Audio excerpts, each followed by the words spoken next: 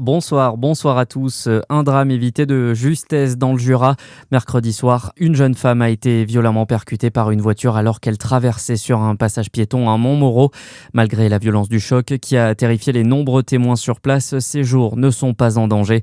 La conductrice, une octogénaire de 81 ans, a été testée négative au dépistage.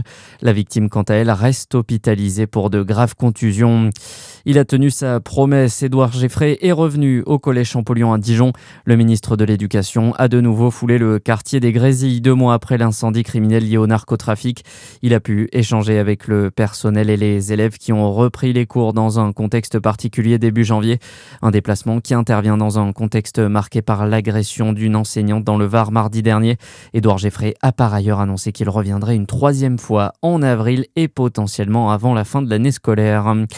Du champ à nos cantines, alors que le traité du Mercosur inquiète nos campagnes, Jérôme Fassenet, président du conseil départemental du Jura, s'est rendu hier au collège de Poligny. Il a réaffirmé son soutien à l'agriculture jurassienne en mettant en avant le modèle de ce collège en matière de circuits courts et de lutte contre le gaspillage alimentaire.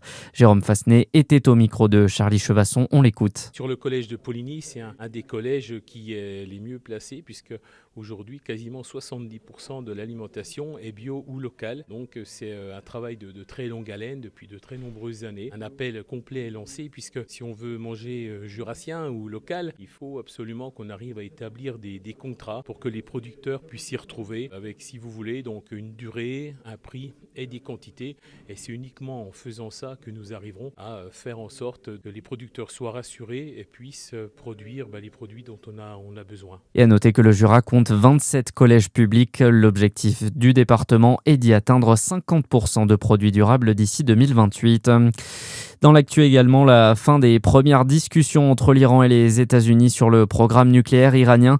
À la sortie, le chef de la diplomatie iranienne a estimé que les négociations avec les États-Unis s'étaient tenues dans une atmosphère très positive. Pour autant, Washington vient d'annoncer de nouvelles sanctions pétrolières contre l'Iran. 6 blessés à Grenoble après un jet de grenade dans un institut de beauté. Les faits se sont produits près du centre-ville en milieu d'après-midi. D'après le Dauphiné libéré, un enfant ferait partie des blessés graves. D'importants moyens de secours ont été déployés. Les suspects, quant à eux, ont pris la fuite. Et puis une nouvelle défaite pour les hockeyeuses françaises aux Jeux Olympiques d'hiver de Milan-Cortina. Les Bleus se sont inclinés face au Japon 3-2. Les Françaises qui ont encore 2 matchs à disputer face à la Suède et à l'Allemagne. Les Jeux d'hiver qui débuteront officiellement ce soir avec la cérémonie d'ouverture. Elle se déroulera à 20h dans 4 lieux différents. 2 flammes seront notamment allumées simultanément. Bonne soirée sur Fréquence Plus.